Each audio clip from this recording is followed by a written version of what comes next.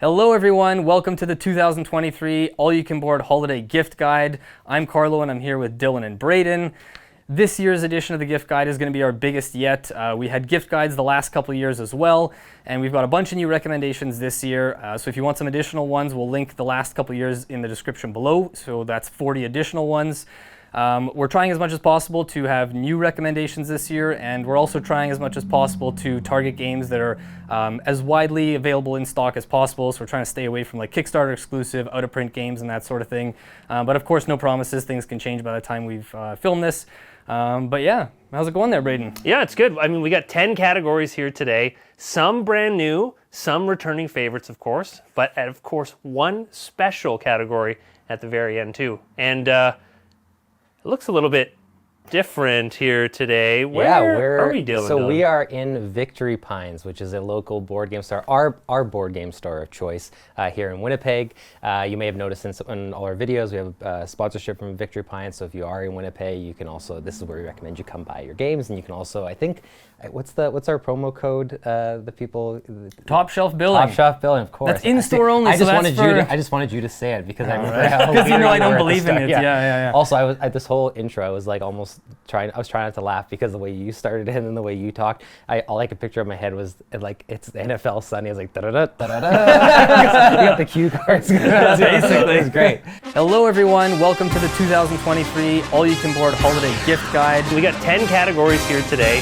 Some brand new. But yeah, so we're in Victory Pines. We're filming it here because if we thought it fit for the gift guide. We don't honestly film on location very much, if ever. I think we filmed like at your place before, and obviously I moved a couple times. But yeah, it's just nice to have a new location to film at, and it fits the fact that we're recommending games, and this is a spot you can come to buy those games. So, like you guys said. 30 games total, 10 categories, and I think, are you kicking the first category? Braiden's kicking the first category off. But I'm entering in the category, that's what it is. So the very first category is for the person that is board game curious. This is we had this category previously. This is sort of our gateway game category. So if someone is interested in board games but doesn't know where to start, this is what we recommend is a good choice that they might want to start with. Okay, the first one is my tried and true Pictures. Pictures is a game where you are recreating different images in front of you with unusual objects. You know, shoestrings, you're using stones, sticks, you're using classic wooden blocks, you're using sometimes just cubes of color, and you're hoping to get others to guess what your picture that you're trying to recreate is. This one's really good for this category because it's unexpected. People kind of look at this game, especially at first, and go, well, are you sure? Like, what's going on here? And then once they start digging into it, it becomes a real favorite, I found, really, really quick, and they just continuously want to play it again and again, and then maybe again too. So yeah, Pictures is my recommendation for this category. Pictures is great. I love Pictures so much. Yeah, great pick. Yeah. So my pick is a game that I fell in love with this year. I fall in love with a lot of board games every year. I say that in videos all the time. It's from Reiner Knizia, and it's called Mille Fiori. It's Mille, right? Or is it Mille? Mille. Mille. Yeah, Mille Fiori. You figure the pronunciation. I don't know. It's your I have to get the recommendation. pronunciation wrong. We already know that. Every game I have to pronounce true. wrong. So this is a game that I played for the first time this year, and it is still, you can buy it, but I had to get a French version specifically from Montreal in Canada because it wasn't widely available. I think that might not be the case in the States or definitely not in Europe, but it is becoming available at different places. You can track it down, you just have to be a little strategic.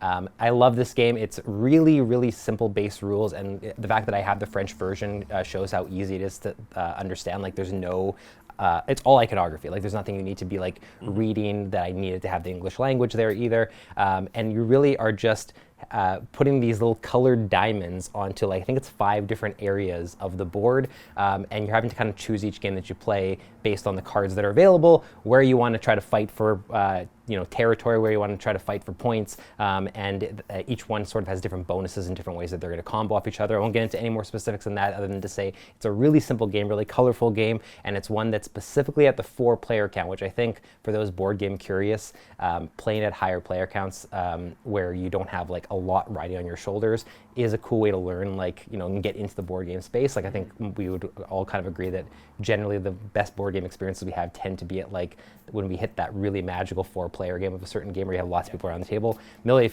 was one of my most memorable 4-player experiences this year. So I put this one on here because I think a lot of people will play it for the first time and actually want to play other games, especially other Reiner Knizia games, because of it. So. Yeah, and the game is just pure endorphin rush just because of all the combos you're always getting. So right? many combos. Yeah. Nice pick. All right, and my pick is also from the good Dr. Reiner Knizia, and that is Ra. So this game is 25 years old. They just came out with a brand new edition. It's a really fun auction game where there's basically a giant bag of tiles of all different types. They score differently, and on your turn, you basically have two options. You're either reaching into this bag to pull out a tile to add to this auction row, or you're holding an auction for what is in the row currently. Game plays over 3 rounds. There's tiles that help you short term, ones that help you long term, tiles that help you but don't help other people, and vice versa. And you have these kind of discs for bidding, and you're trying to decide, when to use your higher value or lower value ones to compete. So every single decision is tough. It feels like by pursuing one thing, you're leaving something else behind. And the more you play it, I think the kind of depth reveals itself over time. But it's 3 or 4 pages of rules, really simple to kind of just pick up and get going. And I think if you are kind of just getting into the hobby, this is kind of also a good example of how nice a game can look. The artwork and the components in this new edition are just stunning, really satisfying tactile feel to it. So it's one I just picked up recently, and it's been a hit with everyone I've played it with, and just an absolute classic. Ra's so good. Yeah, one of my favorite games this year. I need to play it. Yeah, I need to play it so bad. Yeah. We'll play it over the holidays in December sometime. Please, Definitely. please. Yeah, lots of rock. All right, next category. So this next category is called the crossover game category. So this is essentially, this is sort of a step up from... We should have planned it that we all did that. Yeah, I was going to say, I didn't, Missed opportunity. did not get the memo on that one. Crossover game. So basically the crossover as in bridging the gap between a beginner gamer and a more experienced gamer. It can also apply to crossover with different ages and that kind of thing. But yeah, that's the basic idea behind the crossover. So Braiden, what's your pick? Yeah, for this one I chose probably a little bit more on the lighter side, I think, in this category. I'm going with Kingdomino for this one. One that I've really enjoyed playing throughout. This is a game, if you're not familiar with it, you are creating a kingdom out of different terrain tiles that are dominoes. Some will have matching terrain, some will be a mixture of different color of terrain tiles. And your job is to score as many points, and you can do that by matching consecutive terrain tiles with one another in conjunction with crowns, which are on a select few, or crowns. Castles, I think it is. I think it's crowns. Is it crowns? I think so. Okay, it is You're crowns. right. I You doubt got it. myself. Don't doubt yourself. You got it. And so you're going through and you're multiplying how many crowns you have, and not every tile has crowns, so you're selecting, and depending on which tile you select determines where you draft these tiles. So sometimes you'll be drafting at the start, you get your pick, and then you'll be drafting in different variations. This is really cool because you're trying to balance, do I screw over Carlo, or can I The answer's always I was yes. gonna say, you guys always go for that. What do you mean balance? So, and it's slightly above. It's still, I think, very beginner friendly to take that little first step into the wading pool, but I think it still has a little bit of that depth, and I still get some really good enjoyment out of Kingdomino. Yeah, I like that pick a lot. It's even, like you said, it's a lighter game, but there's enough rules, complexities and things in there that it's a great tool for people to learn a bunch of stuff that'll come up in other board games as well. Yeah, won the Spiel des Jahres for a reason. Yeah, exactly. So mine is a game called Evergreen. I've talked about this one a few different times in the channel. This is also another one of the games that I really fell in love with this year. I'm going to say that about all 10 games now. I fell in love with this game this year.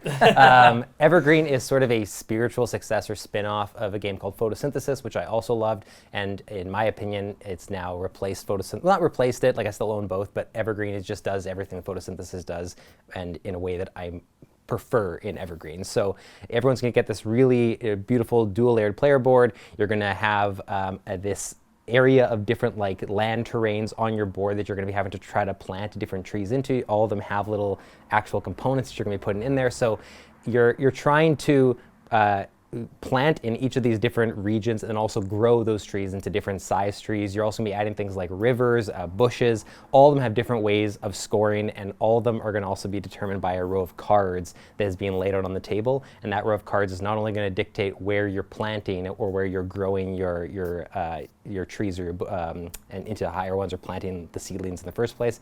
It's also going to determine what is scoring as well. So one of the cards doesn't get drafted, that gets added to sort of a collective area that is determining what each terrain scores for. And I could be going really hard into one area of terrain, one land type, and end up scoring nothing for it because my opponents are kind of pushing the points out of that particular area. So that's a really, really quick overview. The thing to know here is why I picked it for the crossover category is there is a lot of complexities in terms of like scoring and stuff, but nothing overly complex. And I actually played this twice with people that don't play board games very often. And I don't like, they play board games, but in many ways that felt like a crossover session for them. It's a game that was a little bit more than they normally would have suggested or wanted to play. And after the first game, they're immediately, when it ended, their immediate thought was, can we just play this again right now instead of playing any of the other games we were going to go to? So it was successful in that sense. I think if you're looking for someone looking for that like next step up, I think Evergreen will be a great choice. Yeah, great table presence too. Really nice looking game. Yeah, it's beautiful. Yeah.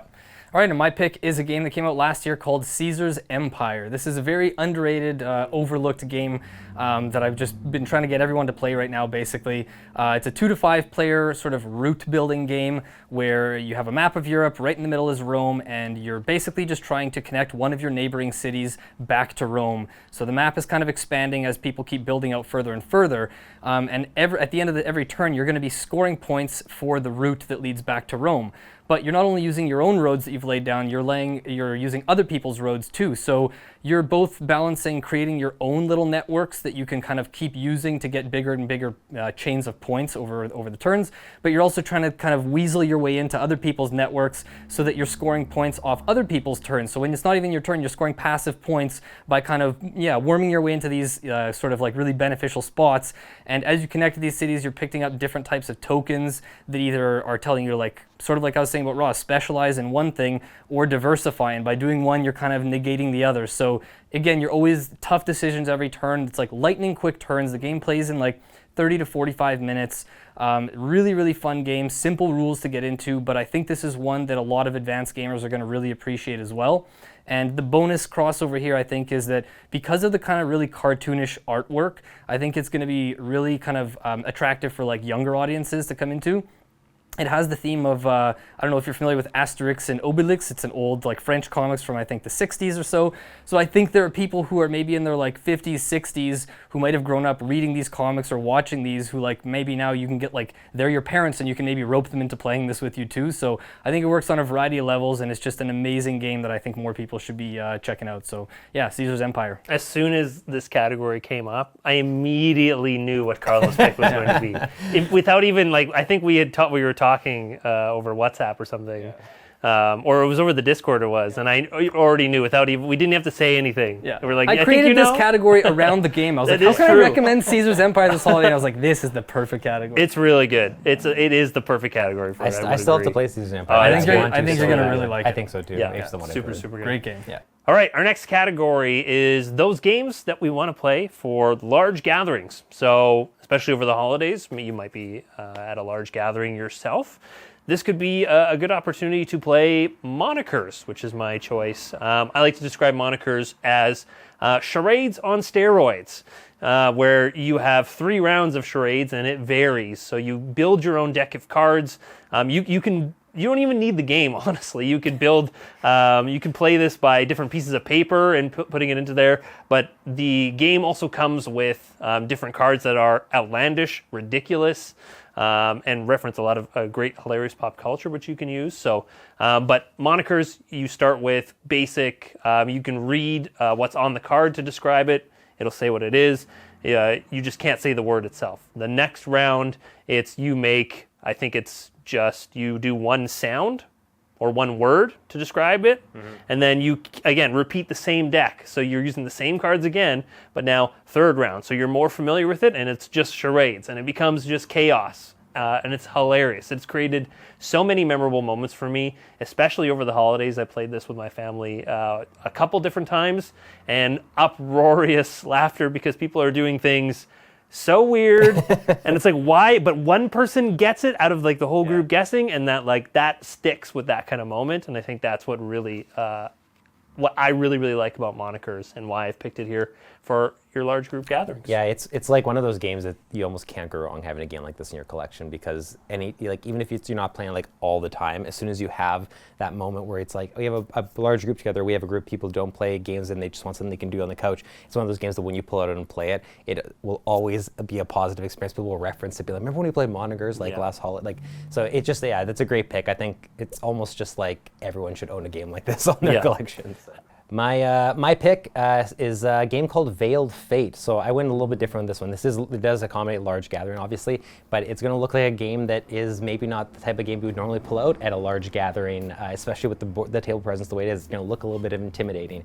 But you can play it as everyone controlling their own or having their own intended god that they're trying to manipulate to win the game. Or you can, when you get to the higher player counts, you start to play in teams, which is a little bit easier for a large gathering. If you have people that don't play board games a lot, they can, in this case, you can't rely on your opponent or your teammate because you don't know who your teammate is. But just knowing there's someone else around the table who's kind of like got your same interest in mind, I think will just alleviate some anxiety and help people out. This is a hidden influence game. Everyone is going to have their own god character that no one else knows they're trying to influence to win the game, and you can control any of the god characters that are on the board, and all the actions you do are super simple. You're either moving them, you're putting them onto a quest card. It's really, really simple. It comes down to you strategically trying to think, how am I going to manipulate my god to get the most points without everyone cluing into the fact, oh, clearly Dylann is orange because he keeps moving the orange god favorably. You have to be kind of deceptive in what you're doing. It gets more interesting, obviously, when you have a teammate, because you don't know who that teammate is. So you have to start trying to figure out which one do I think is also manipulating the one that I am trying to manipulate to win. So, and I think it accommodates up to 8.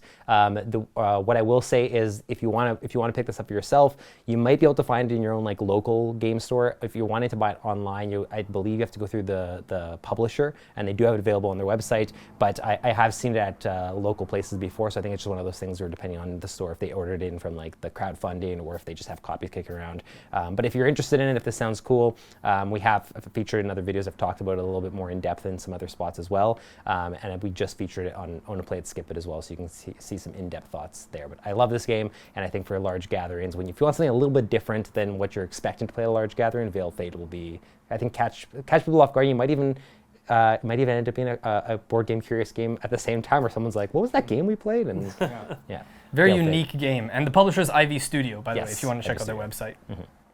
All right, and my pick for the large gathering is Between Two Castles of Mad King Ludwig. So this is a game that goes up to 7 players. It plays extremely well. It all counts from 3 to 7.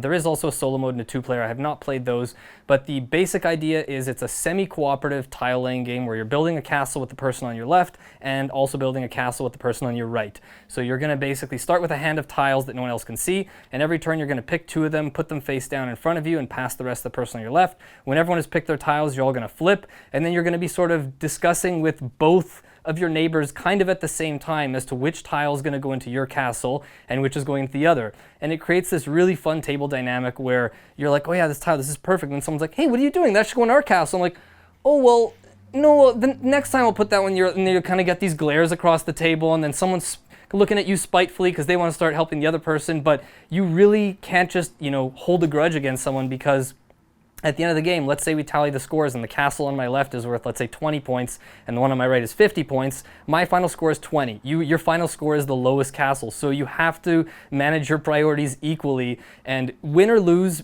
that's the funnest part of the game, is the reveal at the end where everyone is like, hey, you just paid attention to them, like you abandoned our castle or whatever, and just looking at how different all the castles look. The tiles are really fun. There's like really, really nice artwork.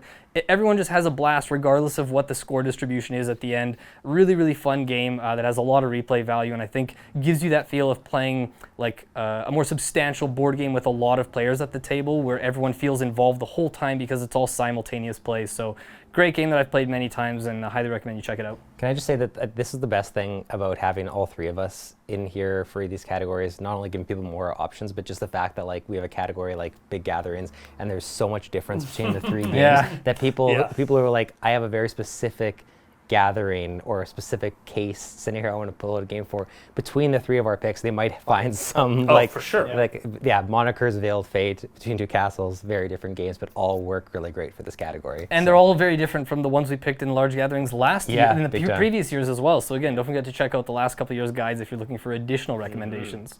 So for up there somewhere. I don't know. It's floating up there somewhere. Now I have to remember to because we're just doing this. Okay, so the next category is for the person who games at 2. This is our 2-player game category. We've done this the last couple of years. Obviously, lots of people play board games at 2, and we like to highlight this to focus on if you do play board games primarily at 2, or that's where you play a lot of your board games, what should you pick for that type of person this holiday season? Kick it off. I will simply describe my game in 5 words.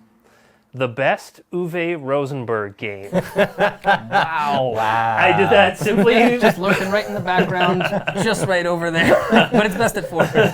I did it simply for the reaction, of course. But I'm talking about Patchwork here for a 2-player. This is a polyomino tile quilt building game. You're drafting a selection of tiles. You've got a limited amount. You're drafting tiles to cover a certain grid to build a quilt. If you leave parts of your quilt open at the end of the game, you're going to lose points for it, so you want to try and cover as many as you can. You're getting income from different pieces that you pick because you need certain costs to buy these pieces when you're drafting them. This is just a great, cozy little 2-player game. I've played this game so many times. Actually, this is probably one of my most gifted games, I think. I think I've gifted this probably maybe 4 or 5 times. It's like I bought this 6 times already. So this is definitely a great gift if I have to recommend it at 2 players. That's Patchwork. It might honestly be the game that I introduce to people that I'm meeting for the first time, whether that be friends on dates, whatever. I play this game with someone I've never gamed with before, more than any other game in my collection. So it's a great choice. And even if you have zero interest in quilting, don't dismiss the game because of that. It's really, really good. And if you do have an interest in quilting, you're foaming at the mouth. It's just so good. Rabid quilter. Yeah, it's just speaking of rabid quilting, my pick actually has no association. So my pick is a game that I've talked about a lot. It's one of my favorites, and it's called Radlands. This is a game that I always think I've talked about more than I have. For a while, I was convinced we did it and Ona played Skip It, convinced that I featured it in a previous year on this gift guide. None of those is the case. Radlands is a 2-player card battling game, but it's based on a lane system. So you have 3 bases that you're going to be trying to protect. When your 3 bases are destroyed, you lose the game. You're trying to destroy your opponent's 3 bases. You protect those by putting cards down in front of them. Each lane can have up to 2 cards in front of a base. And you are all drawing from the exact same deck. So unlike other card games where everyone has their own deck, maybe you've done some deck building modifications, this one we are all pulling from the same deck, so I have as much chance to grab a certain card as you do. And you have to kind of keep that in mind, because anything that I could try to be strategizing for or thinking about could be something they're drawing into and doing the same thing. So that whole dynamic's really interesting. My favorite part of the game, and I think it was you've mentioned is yours, Carlo, is at the beginning of the game when you're picking which bases you're going to actually put out there. You get given a selection to choose from. You choose 3, I think, from 6 that you're going to put down there. That also dictates what your opening hand size is. So stronger bases make you start with a lower hand size, whereas potentially weaker bases or less, flashy, give you potentially a larger hand size. There's a balance there. Both are viable strategies. There's just, in a small little card game package, there's so much going on. And I recently got a friend of mine who lives in BC now, actually, to buy this game after talking about it a lot. And immediately they're raving about it. It became one of their favorites. I just think it's one that, it was popular when it came out, but I feel like there's lots of people who just have never heard of it, or if they see it, they think that the theme makes it so that it's a type of game that maybe they don't normally gravitate towards.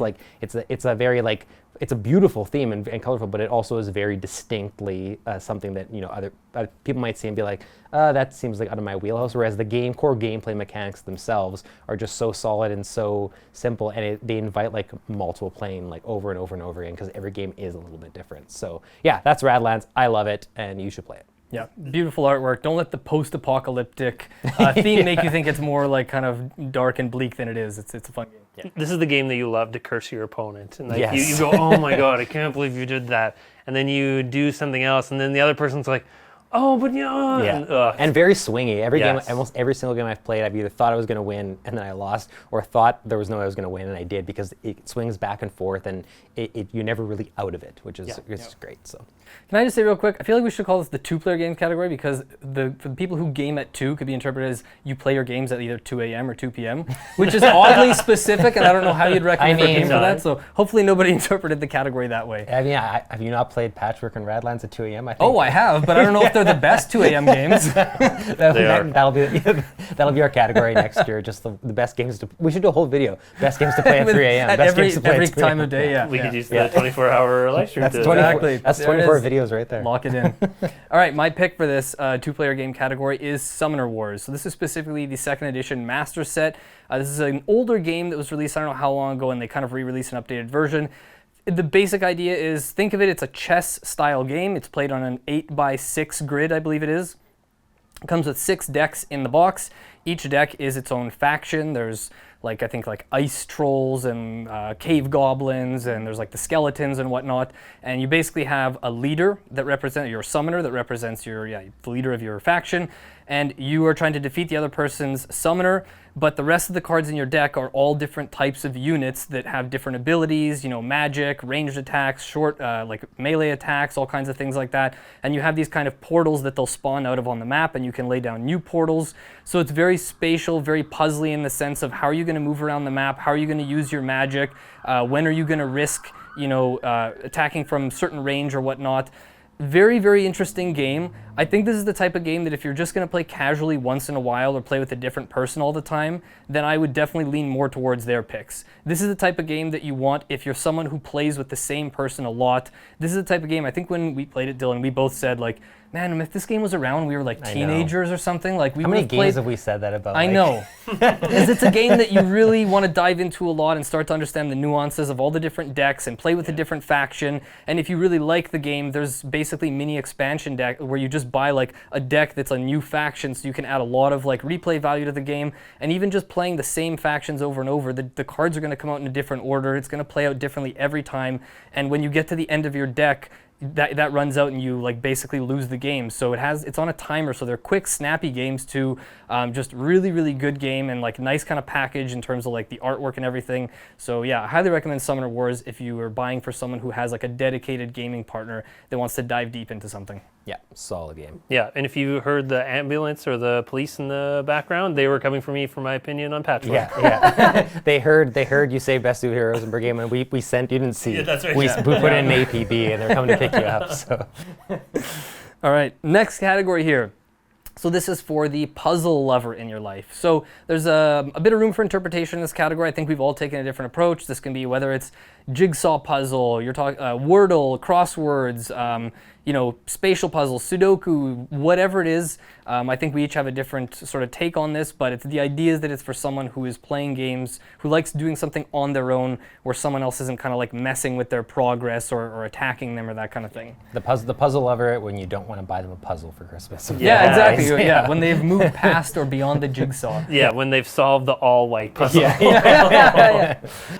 For my pick for this category, it was one that actually dawned on me immediately for this, and this is Akropolis. Akropolis is a great tile laying game. You kind of have the set of 4 hexes per tile, then you're making your own little city. And not only does it expand in a 2-dimensional space, but you're also now building on top of there too. So there's kind of an extra layer. So you're scoring points in different ways depending on different colors and how you lay things out. And there's a little bit of minor play interaction with what tiles you're selecting, and how much you're paying for a certain tile to screw someone else over. Carlo. But this is great. This is this is a little bit more than Cascadia for sure, but very similar, I think, and has a really nice feel to it. It's got, I love the feeling of just putting my city together, drafting those tiles, and when things come together and click and you put something on top, you get extra points or you get extra stone in which way, and you're building it up even more. When a plan comes together in this game, ooh, is it good? And that's the satisfaction that I get, at least from puzzles. So I felt Akropolis fit in here real nice. Yeah, it is very puzzly because you're basically, in order to, when you say the plan comes together, is by writing off previous plans and building on top of stuff that you were already planning to build before. So Great pick.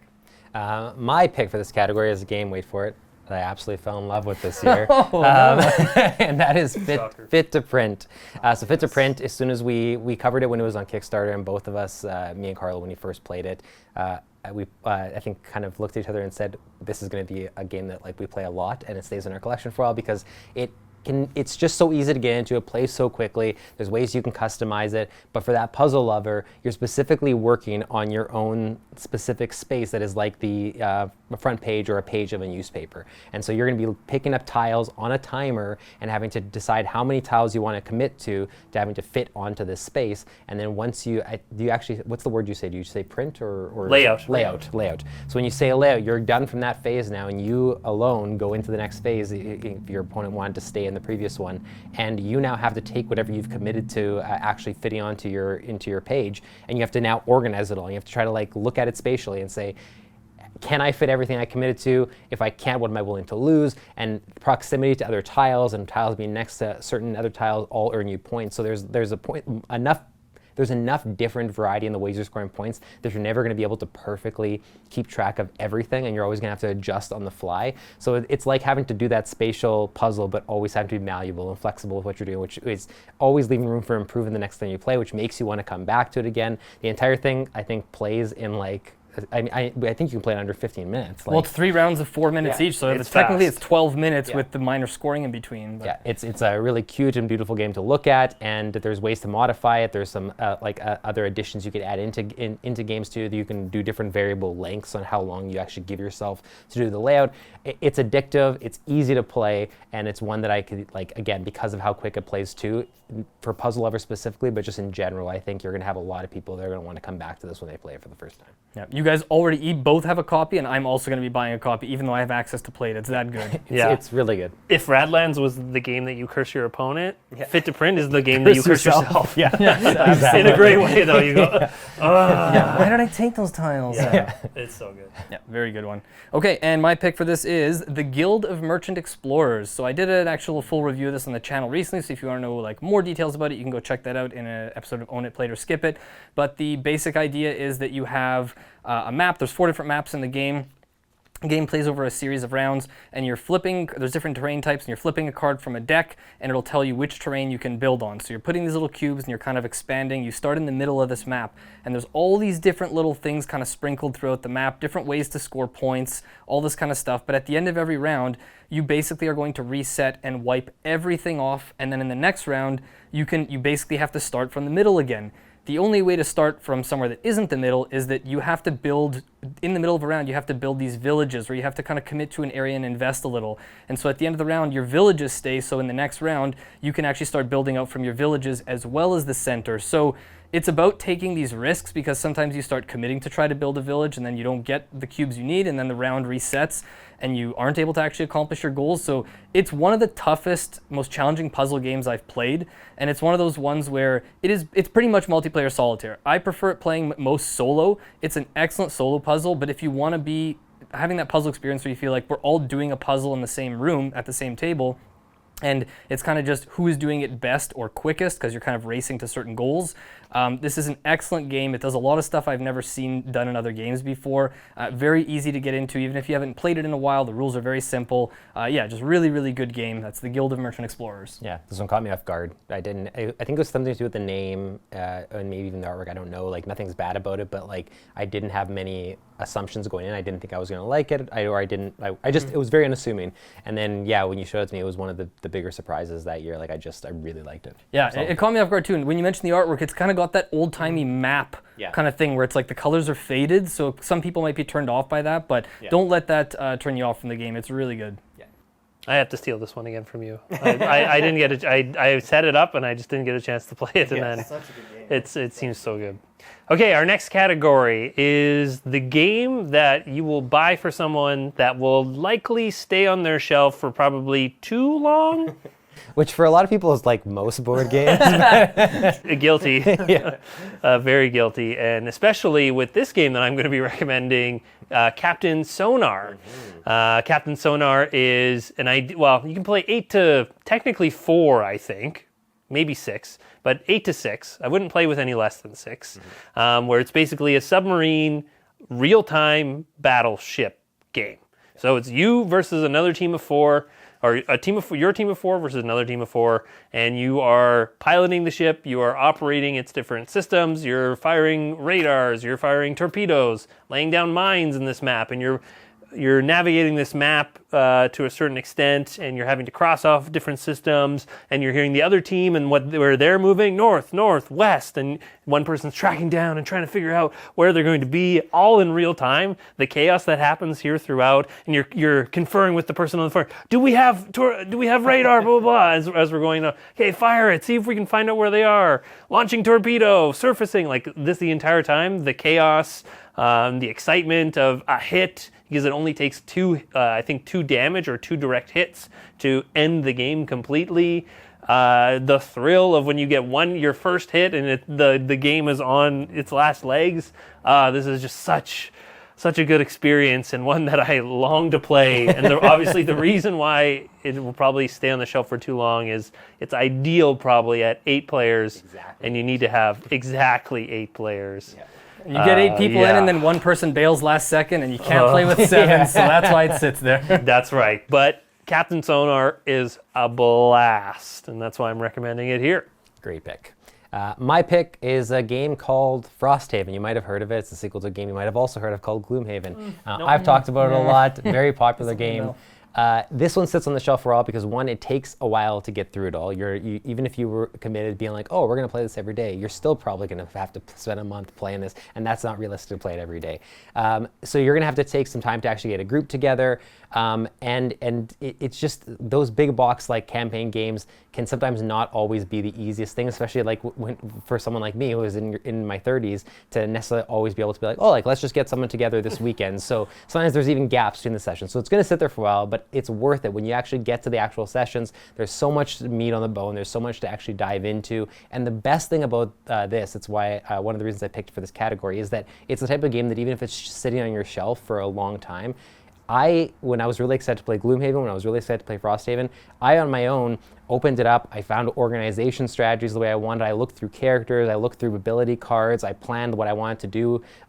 Stuff we've already unlocked. I've read through back pages of storyline and different missions and things like that. There's actually a decent amount you can do with the game when you're not getting people together to play. So it's one of those ones that even if it sits on your shelf for a while, it's not the worst thing because you can open it up and you can play it solo too. So if you really, really wanted to, there's randomized dungeons. You can go in there and play it by yourself. So it may sit on your shelf for a long time, but that doesn't mean it's not getting use the entire time. It'll be something you can still come back to. True. Nice pick. Thanks. All right, and my pick for this category is a little game called Lisboa. So of all the games I'm recommending in this video, this is definitely the hardest one to find. There are copies out there in Canada right now for sure, but it's not super easily accessible, so you're gonna have to do some digging. But especially if you're buying for someone who is Portuguese or who has been to Portugal and loves that country or loves the greatest city in the world of Lisbon, otherwise known of course as Lisboa, then you really can't go wrong with this game. It is a massive box, probably one of the most complicated games I've ever played. I owned it for years before I ever got to play it. The rulebook is enormous. It's got a giant board. Everyone's got their own big player board too. Everything is kind of dual layered. The artwork is just incredible. It's very thematic to the region. If you've been there, if you've seen pictures, it really captures the kind of like the Portuguese tiles and that kind of thing, but it's basically the aftermath of the series of earthquakes and tsunami that hit Lisbon in 1755, and you're kind of rebuilding the city, meeting with the nobles, and there's shipping goods. There's so much going on. It's like this giant clockwork puzzle with all these interconnected moving parts, and we've only played it once, and even though it's not like my favorite game, we enjoyed it quite a bit. It's a great game, and I'm so reluctant to ever get rid of it because it's one of the things I'm like proudest of in my game collection when people come over, especially people who aren't into board games. Actually, when my dad came over once, I showed him, I was like, Dad, can you believe this? Look, Lisboa. He goes, caralho, pá, which, we normally keep things pretty PG on the channel, but my Portuguese homies will know exactly what that means. And he's like, I'm gonna bleep jogo Lisboa. I'm like, yeah, Dad. He just said that he couldn't even believe it. I've shown it to people who are just like, think it looks like a work of art. So it's like something you want to proudly display. And when you do eventually get it to the table, you're going to be rewarded, even if it's not one of your favorite games, just because of how well everything comes together and how impressive it is. It's a true like love letter to the city of Lisbon. So yeah, that is my pick, Lisboa. Yeah, love that game. Solid pick.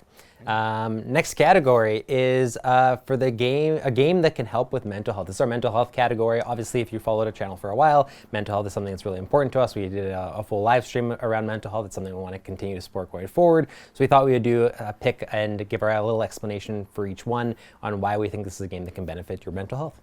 Yeah, so for my pick for this category, I kind of approach this just to think about what game could I chill and not really have a lot of stakes into. And my pick for this is going to be MacroMicro. Can be MicroMacro. No, this is the sequel. MacroMicro. MacroMicro. All the sequels are still MicroMacro. This is the unreleased version. MacroMicro. Yeah, this could be... It's a small map with giant people instead. There's not much room to fit much on it. It's this huge drawing. It's just one person.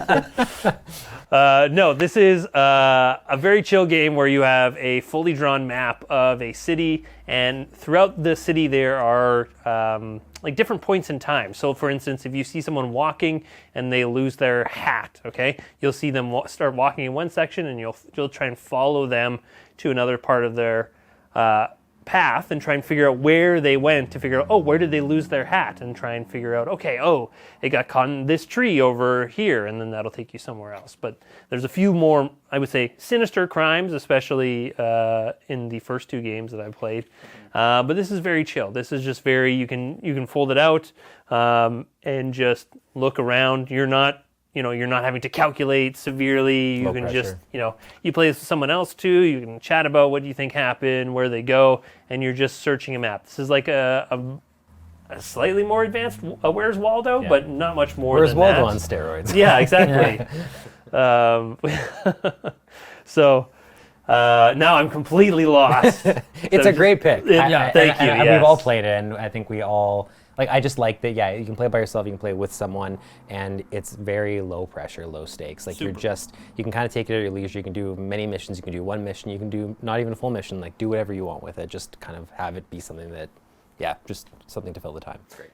Yeah, and if you want to use the included magnifying glass, then it turns it into MacroMicro. Yes, yeah, exactly. Yeah. But I love how the cases ramp up in difficulty, and by the end, when you're solving the tough ones, you feel like such a sleuth. It's such a rewarding feeling solving those. They do get tough. Yeah.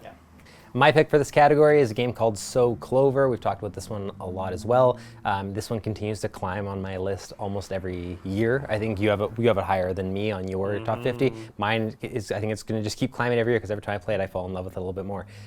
It is a cooperative game. You can play it. It says 3 to 6. I've played it with 2 because, again, if you don't really care with the point system, in much like a lot of these type of party-ish style games, you can kind of get away with almost any player count as long as you have the tools you need for it, or as low as you can play this with again, it doesn't say 2. You can play with 2 as just a way to sort of have an activity that you're doing with the other person.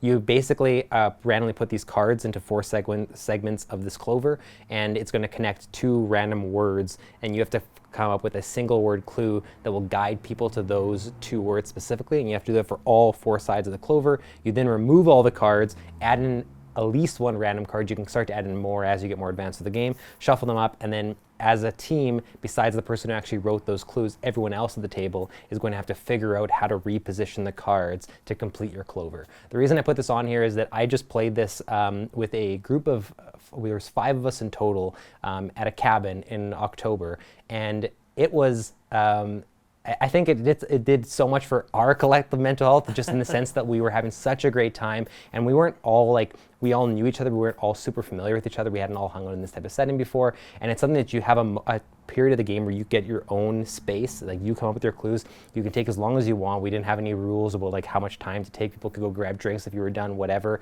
You take as much time, you have that personal time to come up with clues, and then after that, the pressure is off because you are always working with other people around the table to figure it out. It's never on you to figure it out. When it's your clover that's being solved, you get to sit back and just stifle your laughs and just have a good time, watch them lay out everything perfectly, and they already have it, and then go, oh, actually no, take all these out, and all you want to do is scream at them, being like, you had it, and you removed every single one. It's a really, really great, relaxing game, and it has a couple different facets to it. But it's a low-key communication with people around the table that I think it invites conversation, but not in a way that's going to like overstimulate someone or extend them in a way that they don't feel comfortable with.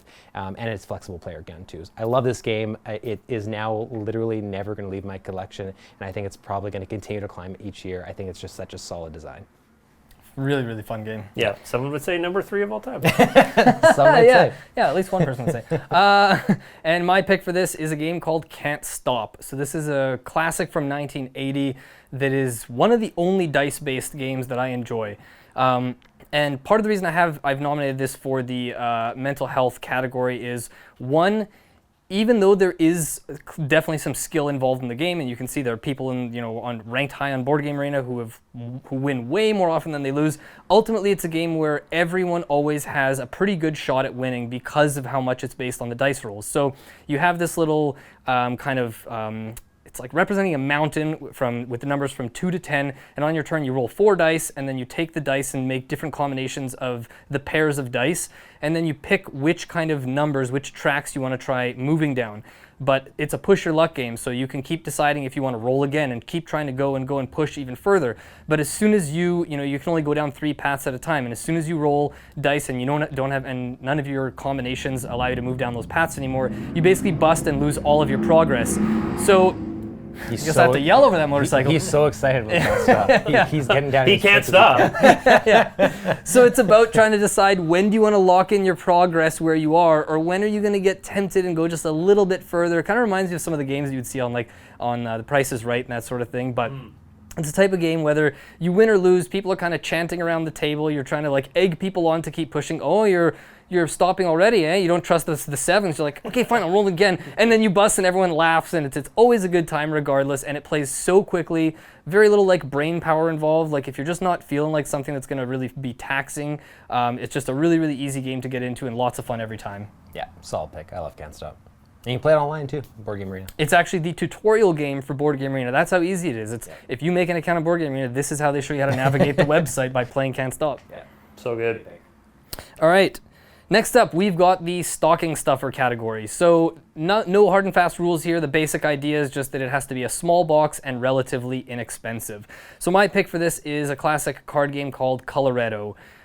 This is one of the smallest of all the games in my collection. It's one of the absolute smallest games I own. Could fit it in my front pocket. It's think about $14 or $15 Canadian, and it's super simple. On your turn, you're either drawing a card from the top of a deck blind and then having to put it in one of the rows in front of you, or you're taking all the cards that are available in a row. But you only want cards of 3 different colors at most, because once you start acquiring cards of a 4th or 5th color, those all score negatively. So it's about looking around at what other people already have and saying, okay, I know Dylann really wants that green and yellow card in that row, and I've drawn this red one, and I know he doesn't want red. Well, I'll just put red in that row. And now Dylann has to sit there deciding if he wants to take that row with the card that hurts him as well. So it's interactive, and there's a bit of I guess like spitefulness or whatnot, but it's a really, really fun game. And as I'm saying this, I'm realizing that I skipped the order. You were so excited for the category. I just jumped right in. It's fine. Colorado deserves it. Yeah, no one jumped in. They're like, this jerk over here. Let him have it. Yeah. So, anyways, really, really good game. Just classic. Plays really quickly and super fun every time. Love Colorado. Great pick. Take it away. Oh, I'm doing it. Yep. I just want to make sure I'm remembering correctly. Reverse order. Okay, good. So my pick for this category, I was a little bit leery at first because I was like, I think this will fit in most stockings, but if it doesn't fit in your stocking, too bad. Just get a bigger stocking. Yeah, don't listen to me on this category. Pick Carlo's. Mine is a Splendor Duel. So Splendor Duel is the superior version of Splendor, I think, now that I've played it. I still own both copies, but I will likely be getting rid of Splendor just to prioritize focusing on Splendor Duel, which means I also don't ever have to deal with the Splendor box again, which I'm super excited about. Splendor Duel is very much just a 2-player redesigned version of Splendor, but it does in many ways the same way that Seven Wonders Duel, I think, is a superior version of Seven Wonders. Splendor Duel did the same thing for Splendor. Like, they just took everything, refined it, made it simpler, focusing on 2-player experience, and it's a better game for it. You're going to be having this little board in front of you that all the actual gems are going to be laid down on. In the previous version of Splendor, you had just piles, and you're choosing amongst them what's available, what you want to choose for gems, and there were some restrictions based on how many were left in each pile, and you pick like one of each of 3 different colors or 2 of the same color. This one you're having to pick based on their proximity to each other and which ones are adjacent to each other. There's a new type of gem called Pearl, which throws things for a little bit of a wrench as well. The gold ones are still on there, but the way you acquire them is a little bit different. Most of the rules are the same. The things that have changed are things that when you realize what the change is and you read them, you'll be like, oh yeah, that makes way more sense. That should have been that way originally, or this is way better. They all make sense. I won't get into too many rule specifics because it very much is like Splendor. If you haven't played Splendor, I would say if you're a 2-player game person, just start with Splendor Duel. I think it's just a better version to play.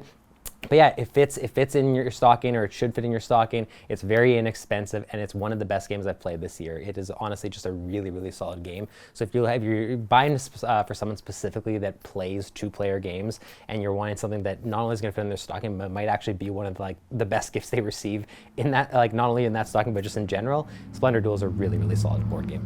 Yeah, super solid pick. My pick for this category, if you want a game where your mother-in-law honks like a goose. I mean, we all do, right? Yes, this actually happened to me when playing Anomia.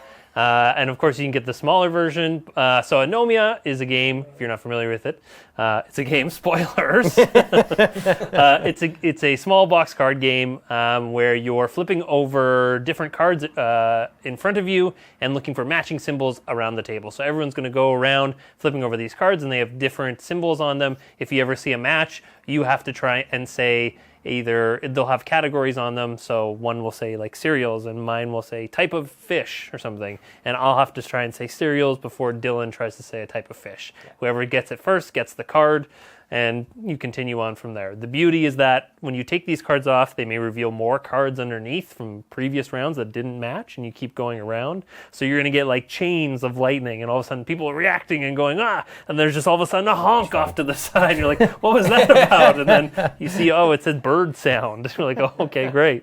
So Anomia, a lot of fun packed into a small box. Yeah, I had a blast playing this with you guys on the live stream. It's the only time I've played it, and it made me want my own copy. Yeah, so good. Yeah, I need to get my own copy too, actually. It is time for the personal recommendation category. We do this every year. There's no stipulations. We just, based on the year we've had, the games we've played, what would we recommend you buy if you're wanting to go buy a game for someone that you think it ties into our personal choices and tastes. And I'm going to take a page of Carlo's book. I'm just going to steal the spotlight and just start things off. Wow, intentionally. So my pick for this one, I'm excited to talk about this one. My personal recommendation, I've only played one time, and that's all it took for me to recommend it this year. Last year, just for reference, was Libertalia Winds of Galecrest. The year before was Oath.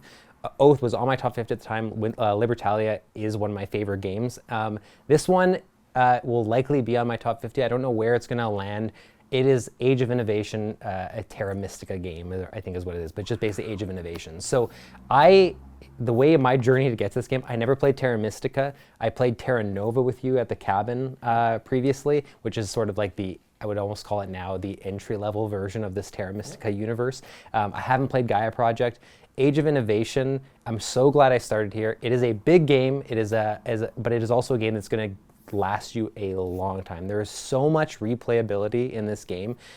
You are essentially terraforming a map and then building different bases and different buildings on it, but it's all based on which class you started off with, and it's also based on like 5 other things. In this version, everything is modular, so it's not just the class you start with, it's the abilities they have, it's which actual cards or tiles are in this game compared to other games you're going to play. Like every time you think you're like, oh, that's it for how modular this game is going to be, you realize, oh, there's something else in setup. Oh, there's something else in setup. So no 2 games of Age of Innovation are ever going to be the same, or it's going to take you hundreds of plays for it to have a time where you're like, oh, this is similar to the other one. I think there's just so much replayability. It's complex, but it's not complex to the point that it's going to deter people away from. I said it right. I've been practicing. You left the tear at home today. Where it's going to like make them not want to play because it seems too complex. When I played it, the biggest thing to overcome was just the initial rules teach. When you get past that, when it's actually your turn, you're making decisions, it usually goes pretty quick, and you have enough time on other people's turns to start thinking about like strategy and what you're going to do. When it comes to, you shouldn't have too much analysis paralysis because you've had that downtime to think about things already. I'd recommend I haven't played it at 2 yet. I'm going to try it at 2, but I really think this is one of those games that is going to shine at 3 and above. At 3, probably 4 is like the ideal player count. The more people you have in the game competing for territory and having to like jostle for position, the more interesting it's going to be. I think that's one of the reasons Terra Nova didn't land as much as I had hoped. When we played it, was an entry-level game, and we played it at 2. Even just playing this more complex version at 3 was wildly better. I think this is going to be one of those games that after I've played enough times has a really good chance to make my top 10, and also to be one of those like go-to games like A Feast for Odin or like any of those other bigger box strategy games that I like. I just think that it has so much to offer. If you know a gamer in your life who plays these type of games and hasn't played this, especially if they haven't played any of the Terra Mystica games, start them here, and they are going to be so happy with this gift, and they're probably going to play it for a long time to come. Can't wait to play this. Yeah, it's so good. Yeah, if you're new to the channel, make sure you take a drink because Dylan has mentioned A Feast for Odin in this found video. a way. That's the game. You found a way. I now have to do it on purpose. Yeah, every time. Okay, my pick for this is going to be one that's pretty well known. I think it is Heat, Pedal to the Metal. This is a racing game where you are racing your car around a track. Oh, what's very interesting about that? Well, let me tell you. If you don't know about Heat, Heat is a really tense racing game where you have this concept of, let's call it engine heat, and you are pushing your engine further and further. And you have, you can spend heat to boost your car a little bit further. You can spend heat taking a corner maybe too fast than you're supposed to take it, but you're pushing your car to the limits, and you're constantly pushing your car always and always to go faster and faster and faster. But the downside to this is you're clogging up your hand. So you have these hand of cards that you're playing to go fast and to determine your speed, but you have these heat cards which do nothing.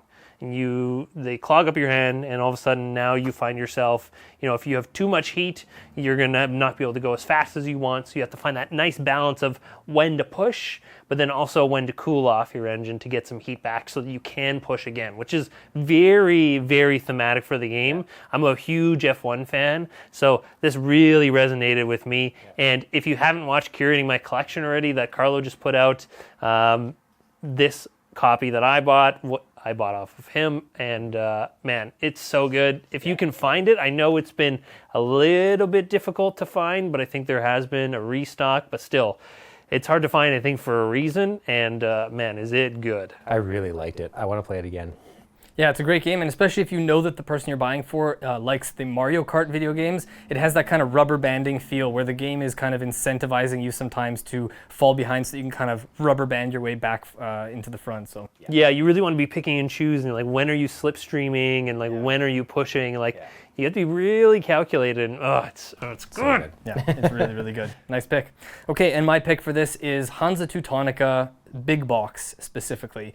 So the big box is because the base game normally just comes with one map, but the big box comes with multiple maps, a few optional variants or sort of mini expansions that just add to the longevity of the game.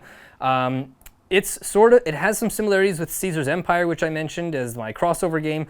And this one, just so you know, is only 3 to 5 players. So if you're buying for someone who primarily plays with 2, then definitely go with one of these guys' picks instead. But 3 to 5 player game, network building across different regions in Europe, depending on the map you're playing on.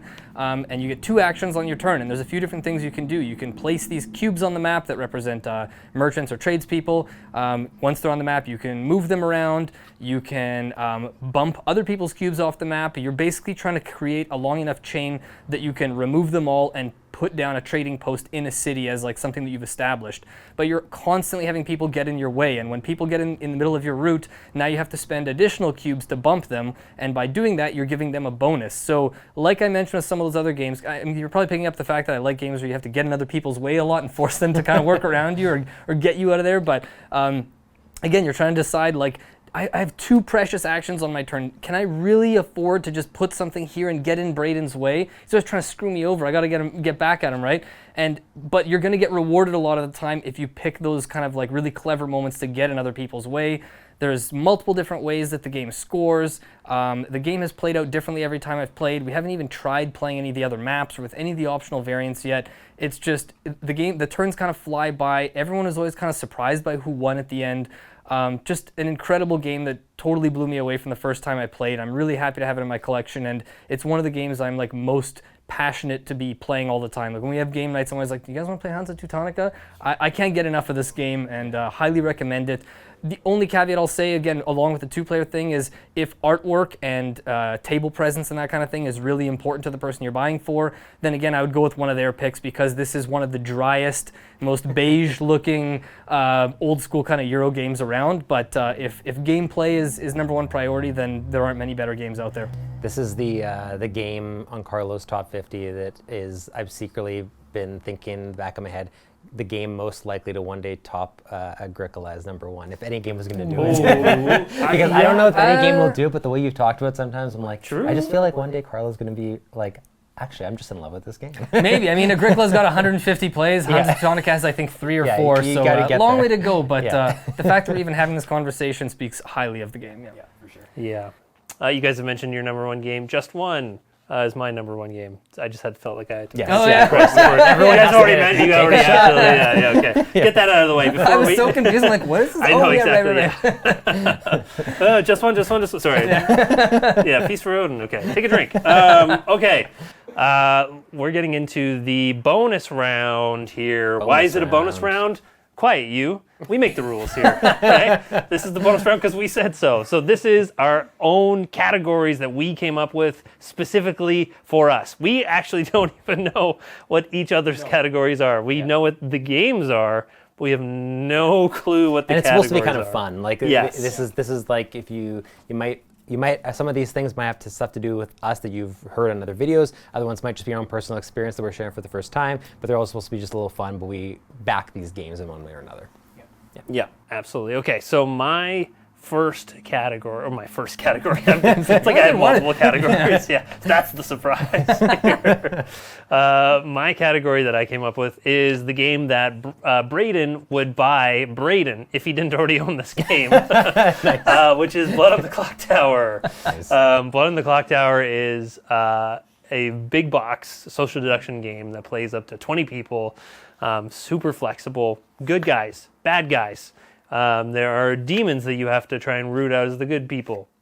The bad people want to survive and get rid of. Very typical werewolf, but everyone has a role. So if you're somewhat familiar with social deduction or you have a social deduction lover, this is not a cheap game by any means, but the production value is phenomenal. You get so much in the box. I guarantee you could play with just the base set that they have and get hours of it already. Never mind the 2 other included character sets that you can play with. You can mix, you can match, you can play online with whole new. It's crazy.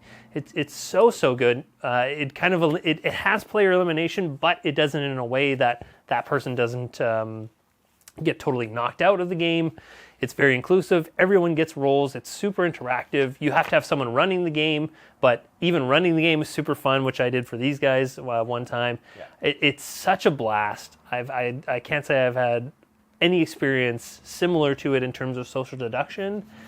Yep. And it clearly fits into the category that I made up for myself. Yeah, and I will say that we played this at an AYCB meetup. With Dave, yeah, at a place called Kilter Brewing here, where Dave also hosts board gaming on Wednesday nights. And we're probably going to want, at least I want to certainly do that again, because playing that specific game at a meetup like that and with like that large of a group really helped it shine. Like that, I felt like I had the best experience that you can have on Blood. Well, especially like we hadn't met like 8 or 9 people there. It was for the first time we're meeting these people, and we had like one of the most memorable gaming experiences we'll ever have. Yeah, it was so good. Yeah, and I will say, like, this game is not necessarily for people who are uncomfortable with like lying. I mean, you can like stretch the truth, and you can play, truthful in a way too. But there is some lying when it comes to social deduction too. So this is for someone who likes a little bit of lying, a little bit of playing, even with people you might not be familiar with too. If you watch reality shows with backstabbing and alliances that fall apart, this might be right up your alley. Very true. Okay, my category is for the gamer who wants to threaten their friends. So this is Zoo Vadis, and I picked this specifically because of one play and one instance that happened that we still talk about and still laugh about, and that's when we were playing Zoo Vadis and my friend Jake. And so I should just preface this, it's a negotiation game. I'm not going to get really in-depth in the rules here because honestly, it's also been enough of a gap since I played that I'll probably butcher some of it or get something wrong. But it is a negotiation game. That's like the core of what you're doing. So if you like negotiation games, all I'll say is really check out Zoo Vadis because I think that there's really nothing not to love here if you're a negotiation fan. But we were specifically playing, and I was trying to make a deal with Jake, and at some point, I guess me trying to make a deal became very like, you do this or this will happen. And Jake just looked at me and said, "Are you threatening me?" and I realized, I think I even said in my response, I was like, I don't think I meant to, but yes, yes, this is absolutely a threat. If you don't do this, this will happen. And that happens all the time in this game. It's such a simple game of moving your pieces compared to other people's pieces further along a track to try to get to the end. Not like whoever gets to the end wins first, but you're trying to take up some spots at the end. But there's also neutral characters that you're moving. You have to negotiate to be able to get certain spots or even have the right to move your piece. So much fun, and one that just it's less about the gameplay sometimes around the table and more just the people you play with and the arguing and the laughing and the negotiating that's happening really makes the game what it is. You do have to tell them about the player powers. Right, yeah, and every single animal, right, has its own specific unique power, and some of them are like drastically different. Like I can't remember what the animal is, but the one that can actually like burrow underground, right? Yeah, right. Like that is something that only that character can do, and you're only going to see it if that character's in the game. So the idea that you can have these alternate paths to burrow and get to different spots just goes to show like the player powers aren't just like something specifically just tacked on, like, oh, it's just this little boost. Sometimes it's a fully like game altering in some ways power that changes from one play to the next how you're going to approach Zoo Vadis. Yeah, but what I meant was that you're underselling it. It's not, you don't use your own right, power. Of course. Your power is something that you're offering, Yes. trying to sell to other people. Yeah. That you're saying, I'll let you use this power if you trade me for something. I've never seen that in a game before.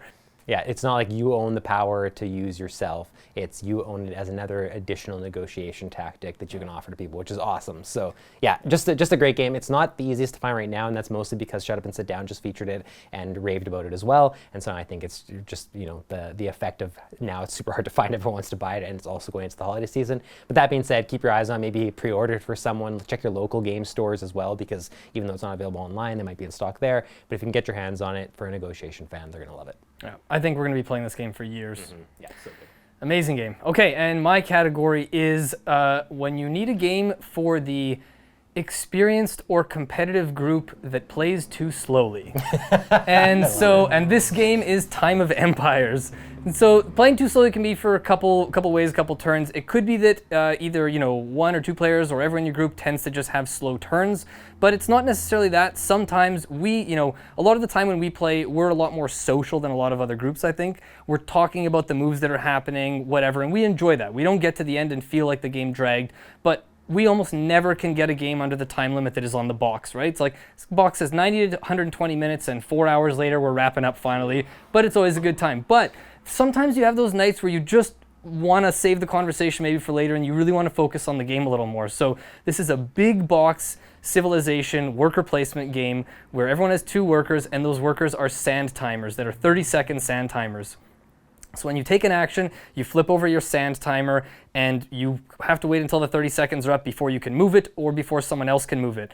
And so you've got all these different things happening where you're trying to look for opportunities for when, if I see Braiden's sand timer is about to run out and I'm seeing that mine has a few seconds behind, I'm waiting and waiting, and as I'm about to go to that spot, Dylann suddenly gets his sand timer, and now I have to reshift my priorities.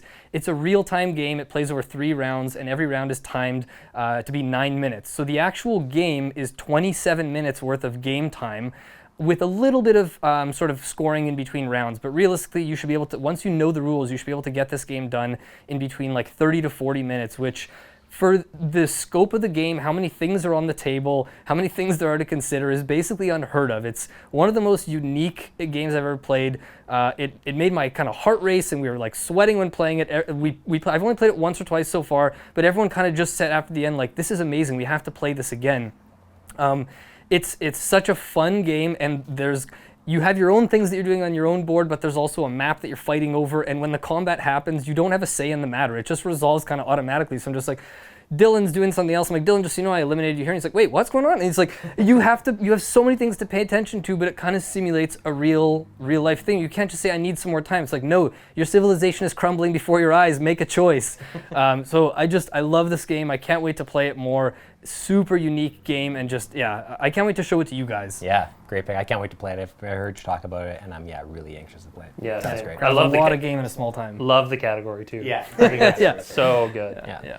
That is our gift guide. A couple quick things that I want to mention, because some of them I forgot in the intro. Again, we are, if you skip someone who skipped the intro, now you're watching the outro, we are in Victory Pints right now. This is a local game store here in Winnipeg. It's our game store of choice. It's run by an awesome dude named Dave, who we're friends with, and he's come to the AYCB meetups and everything like that too. He's so cool that I'm just gonna grab one of these too.